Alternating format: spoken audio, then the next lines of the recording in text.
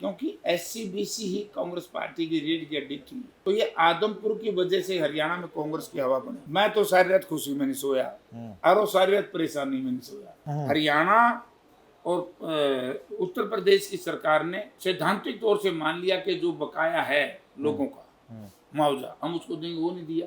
Fight Bhajpa और कांग्रेस की रहेगी, उनका तो वो होगा जो इस हाथ में होया है। वो मैं कब मना कर रहा हूँ कि मैं चौधरी देवलाल के साथ नहीं था। और अभय चौटाला नेता प्रतिपक्ष रहे, एक दिन भी नेता प्रतिपक्ष की भूमिका नहीं निभाई। हमने चौधरी देवलाल का नाम कर्नाटक बेंगलोर तक ऊंचा किया। अगर चौधरी देवलाल को किसी ने नुकसान पहुंचाया है, किसी परिवार ने अपने पूर्वजों का ध्यान नहीं दिया, तो यू सामा जो ही रह रहे हैं।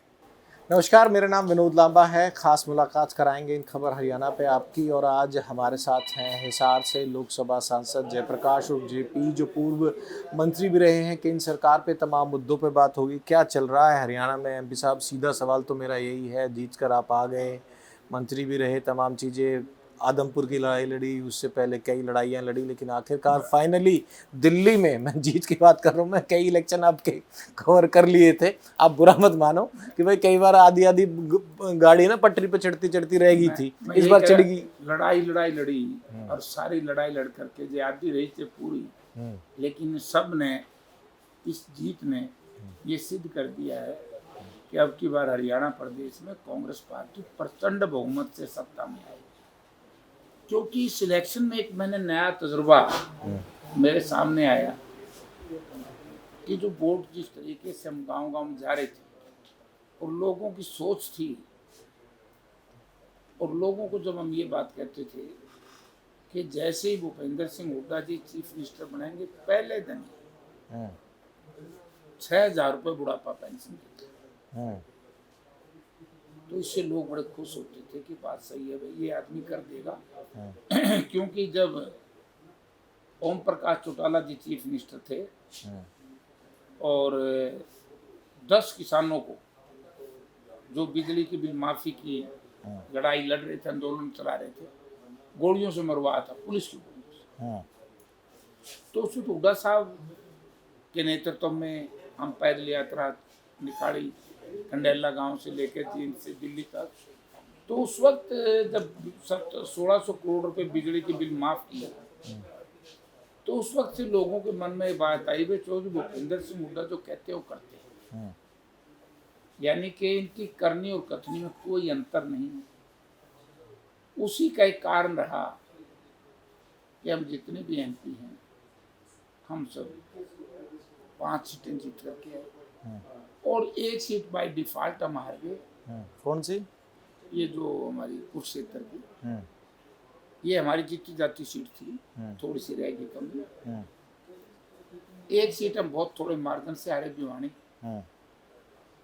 और सबसे बढ़िया जो वोट मिले हमें 7 लाख, यानी कि हरियाणा बनने के बाद पहली बार कांग्रेस ने BCA को टिकट दी थी, राज बब्बर जी को। 7 लाख वोट, छोटी चीज।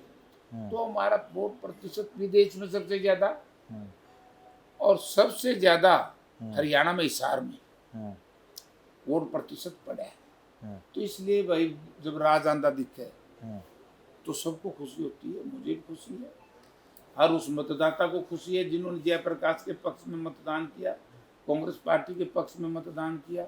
हरियाणा प्रदेश के हर जागरूक नागरिक इस बात से खुश हैं कि कुशासन की छुट्टी होगी, सुशासन आएगा।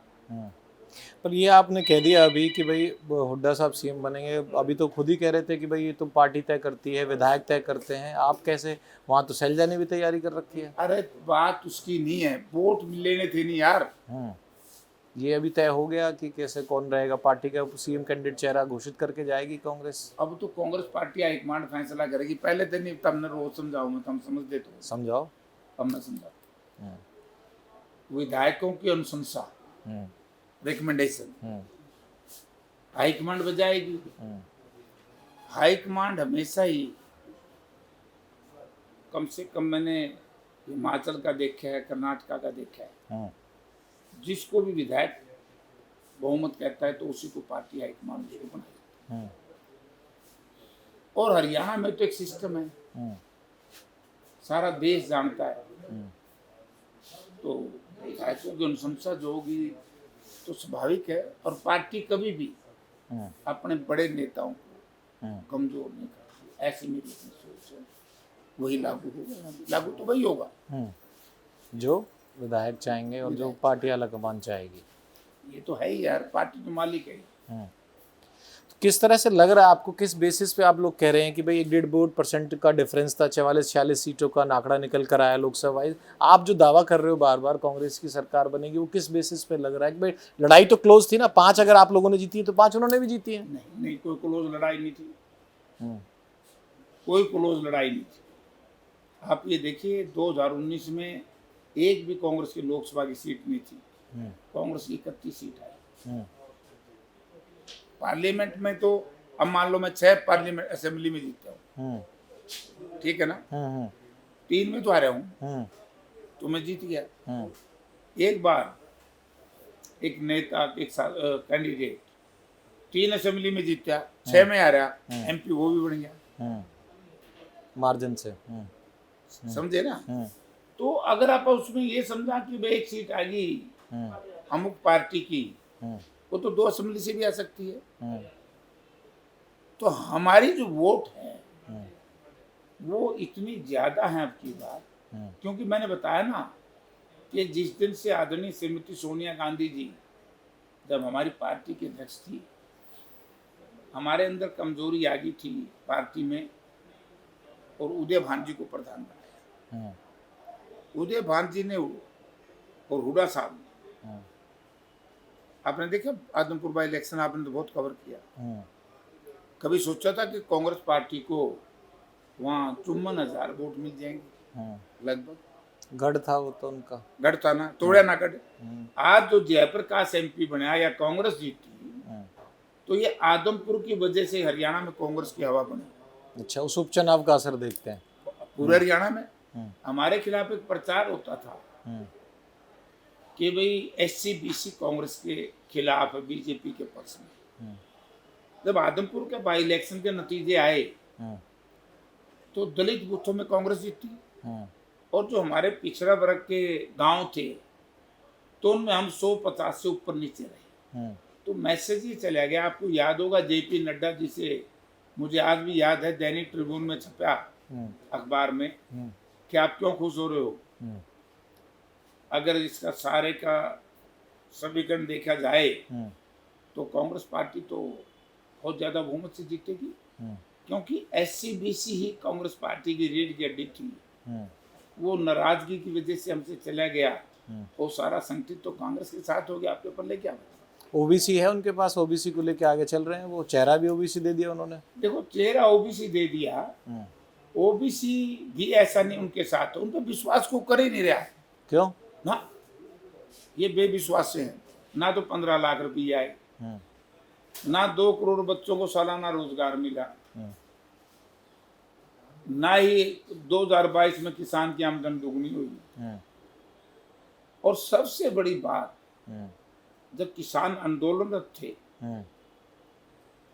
तो प्रधानमंत्री जी ने समय एक चिट्ठी मैंने दिखाई पार्लियामेंट में, जब मैं इस पे बजट पे बोल रहा था कि ये देश के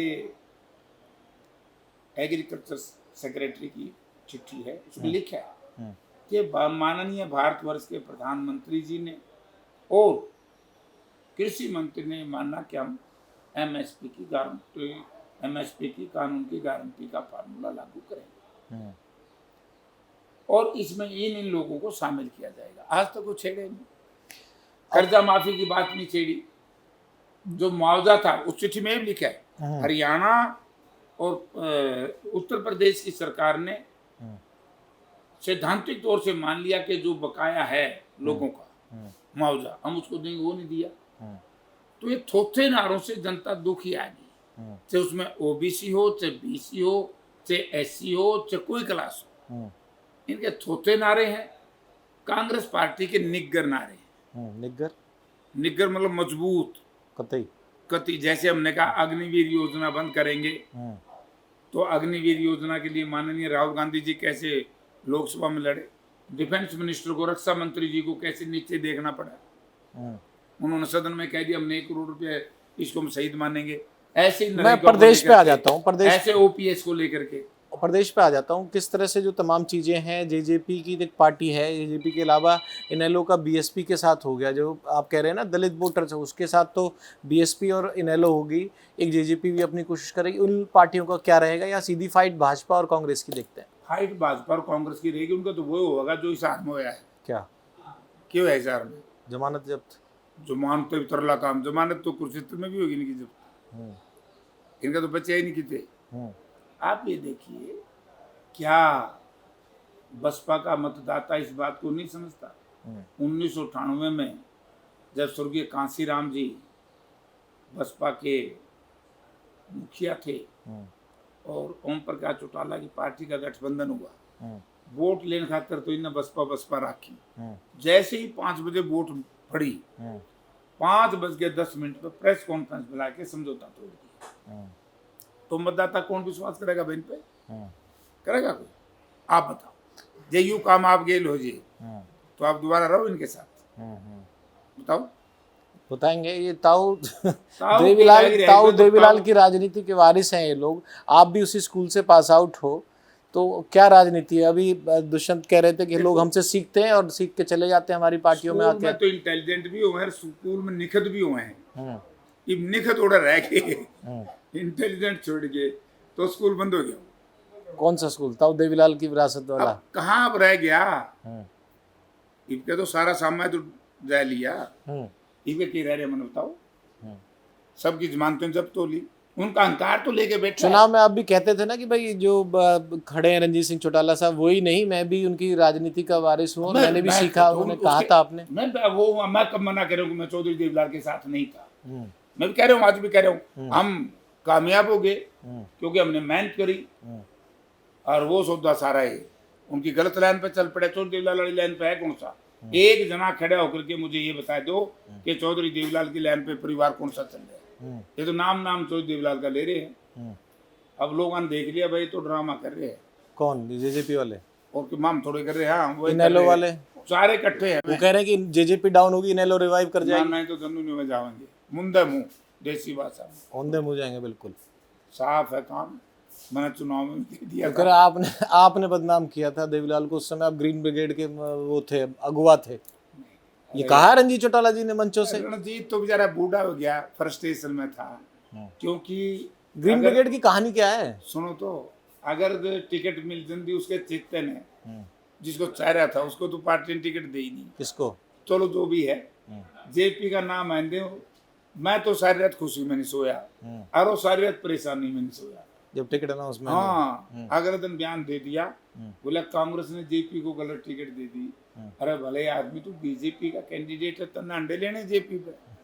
जेपी के मुकाबले में आओगा मैदान में, जो मेरा पट्टा ने ये पहले भी लड़ दिया मेरे खिलाफ 98 में।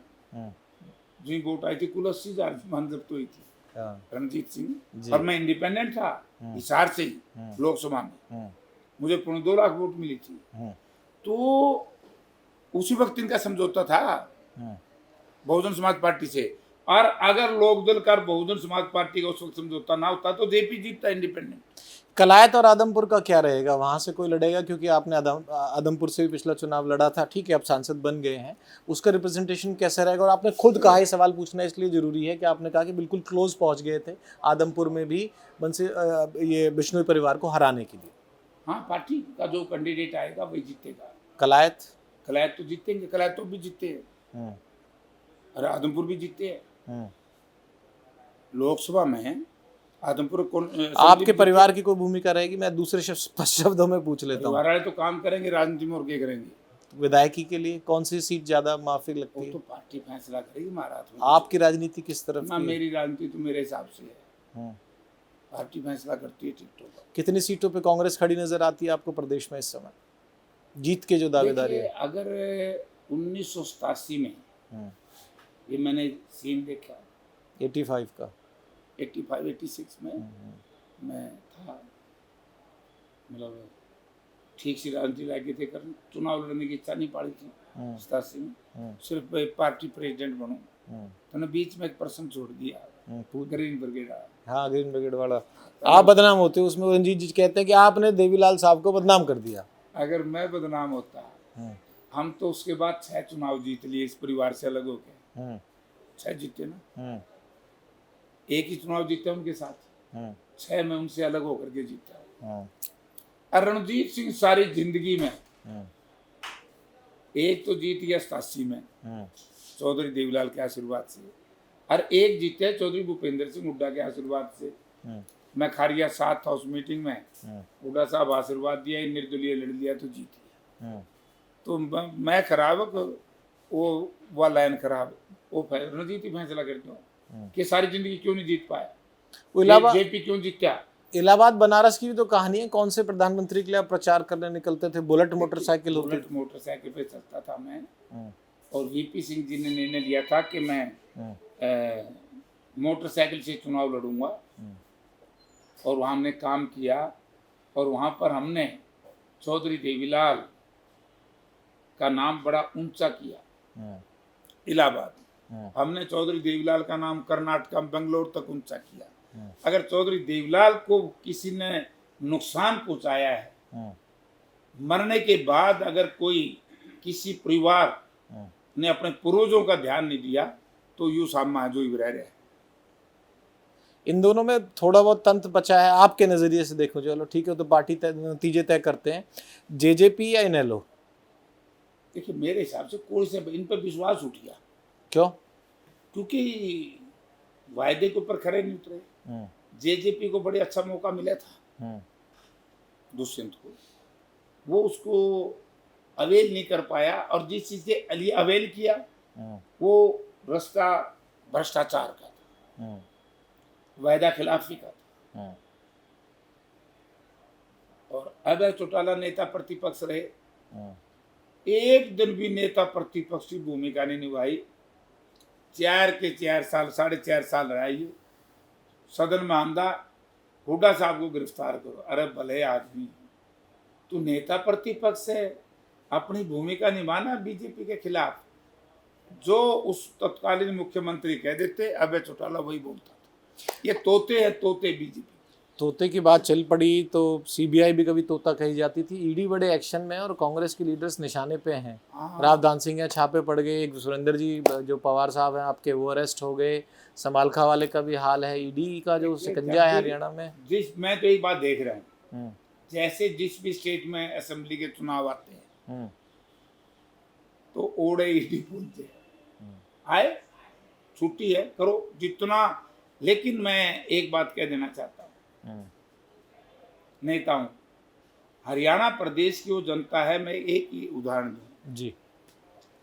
2003 में शायद मुझे झूठे मुकदमे में अरेस्ट करके जेल में डाल दिया, ओम प्रकाश चौटाला चीफ मिनिस्टर। 2003 में 2000, और मुकदमा डकैती का। मैं एमएलए था बरवाड़ा से। डकैती कितनी बड़ी, एक ये सीलिंग फैन, एक वो वाल क्लॉक उड़े सी लग रही है, एक नैपकिन, और बोले 3 ये ठहर ले गया जेपी, और उसका गनमैन ने कार्बाइन दिखा के 2,500 की खुश ली। लोग दल के दफ्तर में जाके, अरे भले आदमी, मुकदमा तो ढंग से बनाना सीख लो। अनपढ़ टोल था सारा। मैं जेल में रहा, जैसे फिर जेल में मेरे पर कई मुकदमे बनाए, इवन मेरे ऊपर मर्डर का मुकदमा भी चल रहा है। नहीं चल रहा था, कहाँ से झूठे मुकदमे चल रहे। आज तक एक भी मुकदमे में मेरा चलान नहीं हुआ। गोली भी तो चली थी, कौन सा चुनाव था एक बार जिसमें आमने सामने की वो तो बड़े बड़े पंगे रहे हैं राजनीतिक करियर में? नहीं, कैरियर में तो पंगे पुंगे तो भाई देखो, बड़े परिवारों से लड़ांगे तो पंगे तो इन्हें दर्द तो हुए है। गोलीकांड कौन से में हुआ था? ये भी कई परिवारों ने दर्द है जेपी का। जेपी जीत गया, उनका तो चूल्हा नहीं चढ़ा। किस किस के दर्द है? कईया के दर्द है, ज्यादा नहीं है, थोड़े हैं भाई। वो जा रहे हैं। मैं राम से प्रार्थना करता रहता हूँ, अहंकारी लोगों से, घमंडी लोगों से, वरिष्ठ लोगों से पीछा छुड़ा दो, आम आदमी की राजनीति ले दो, आने लगी थी। उस समय गोलीकांड वाली चर्चा क्या थी, वो एक बार बता रहे थे आप? गोली तो मेरे ऊपर कई बार चली। कौन से ईयर में, कौन से चुनाव? 96 में चली है। कहाँ का चुनाव था? नरवाना, जब चौधरी ओम प्रकाश चौटाला, मैं और रणदीप चुनाव लड़ रहे थे। मैं असेंबली भी लड़ रहा था, पार्लियामेंट भी लड़ रहा था। मैं आराम से बैठा था, मेरे ऊपर इन्होंने हमला कर दिया। तो रिजल्ट तो पता ही है जनता ने क्या हुआ। ओम प्रकाश चौटाला तीसरे नंबर पर आया और मैं 2 लाख से MP जीते। और असेंबली भी मैंने 3 ही कारणों से छोड़ दी, असेंबली में भी मैं आगे था। और एक बार कोई आपके साथ के किसी की डेथ भी हुई थी शायद। एक उसके बाद फिर 2005 में हमारा ड्राइवर मारा इंडियन नेशनल लोकदल के। कौन सा उपचुनाव था? ना जनरल इलेक्शन था 2005 का। हमारा ड्राइवर था, हमारा साथी था। आप कहाँ से लड़ रहे थे? मैं तो MP बन चुका था। अच्छा। मेरा भाई लड़ रहा था बरवाड़ा से, वहीं पे कांड। हाँ जीते फिर भी हम ही। ये तो विरोधियों की बात होगी। एक आखिरी और 2 सवाल हैं। एक तो सीट का दावा आपकी तरफ से, और ये कड़ी बिगाड़ने वाला जो खेल है हरियाणा में बड़ा फेमस होता है। कड़ी बिगाड़ा आपकी पार्टी में आपस में तो नहीं हो जाएंगे लड़ बढ़ के? यात्रा भी अलग अलग चल रही है, दीपेंद्र वाली अलग चल रही है, शैलजा वाली अलग चल रही है। पार्टी हाईकमांड बड़ी सख्त है, किसी पे कड़ी नहीं बिगड़ती। कड़ी तो पकौड़े वाली होगी। पकौड़े वाली कौन सी? कड़ी पकौड़े जो चावल के साथ खाते हैं, बड़ा टेस्टी है। हाँ। अब की बात जो संघर्ष प्रदेश कांग्रेस कमेटी कर रही है, उनके साथी कर रहे हैं, हमारे कार्यकर्ता भाई कर रहे हैं, मतदाता कर रहे हैं, तो कड़ी कुड़ी किसी पे नहीं बिगड़ी। इसमें बिगड़ी हो जो आगे बिगड़े। लोकसभा में मैं तो सारा देख लिया। कितनी सीट का दावा करते हैं आप लोग, आपके खुद के आकलन के साथ? मेरे हिसाब से 70 के आसपास आ सकती है। 1987 में इससे भी एक पार्टी की कम हवा थी। इस हवा का पता लगेगा जिस दिन कोड ऑफ कंडक्ट लग जाएगा, आचार संहिता लग दे। मैं आपको कहता हूँ, इन मंत्रियों की कोठी पर तड़के यू कैमरा भेज दियो, जिनके एक मानस पाजे तो फिर तो यू कह दियो भैया पार्टी की में जीव है। हर जो आचार संहिता सामने लगेगी, तड़के एक मानस नहीं पावे तो न्यून भी रहे क्या सीट जीतेंगे। इन्हें मुख्यमंत्री ने नायब साड़ी ने कौन जगह पाती इलेक्शन लड़ने? क्यों लड़ेंगे तो जने उपचुनाव में जीत के आए हैं, फिर करनाल से लड़ सकते हैं, नारायणगढ़ से लड़ सकते हैं। हाँ लड़वाइयो नारायणगढ़ से, ई बिहार है नारायणगढ़ से, कर तो लड़ेंगे। इन्हें नहीं पर्ची दिंदा कोई।